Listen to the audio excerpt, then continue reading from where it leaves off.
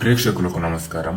ఈ వీడియోలో పరాయి యంత్రాలు మీ మీద పాడకుండా ఉండేటందుకు యంత్రం గురించి తెలుసుకోబోతున్నాం.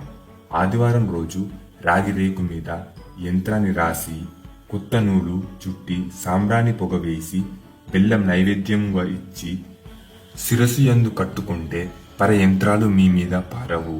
చాలా శక్తివంతంగా ఉంటారు, చాలా ఆరోగ్యంగా ఉంటారు. ధన్యవాదములు.